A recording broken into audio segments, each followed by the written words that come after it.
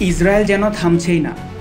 একের পর এক হামলা, সামরিক অভিযানে মধ্যপ্রাচ্যের পরিস্থিতি ভয়াবহ হয়ে উঠেছে। কেবল ফিলিস্তিন নয়, লেবানন, সিরিয়া, এমনকি কাতার পর্যন্ত এখন ইসরায়েলের টার্গেটে চলে এসেছে। বিশেষজ্ঞরা বলছেন, ইসরায়েলের এই আক্রমণাত্মক নীতি শুধু মধ্যপ্রাচ্যকেই নয়, গোটা বিশ্বকে অস্থির করে তুলেছে। পাশাপাশি যুক্তরাষ্ট্র ও পশ্চিমা শক্তিগুলো ইসরায়েলকে সরাসরি সমর্থন দিচ্ছে, যা পরিস্থিতিকে আরও বিস্ফোরণমুখী করেছে। এদিকে আরব ও মুসলিম বিশ্বে ক্ষোভ বাড়ছে। যে কোনো সময় এ ক্ষোভ আঞ্চলিক যুদ্ধের রূপ নিতে পারে। আর যদি তা ঘটে, তবে এশিয়া, ইউরোপ, এমনকি আমেরিকাও এই আগুন থেকে রক্ষা পাবে না। বিশ্ব রাজনীতিবিদরা আশঙ্কা করছেন, ইসরায়েলের কর্মকাণ্ড আমাদের সবাইকে এক ভয়াবহ বৈশ্বিক সংঘাতের দিকে ঠেলে দিতে পারে। তাহলে কি ইসরায়েল পুরো পৃথিবীকে যুদ্ধের ময়দানে পরিণত করতে চাইছে?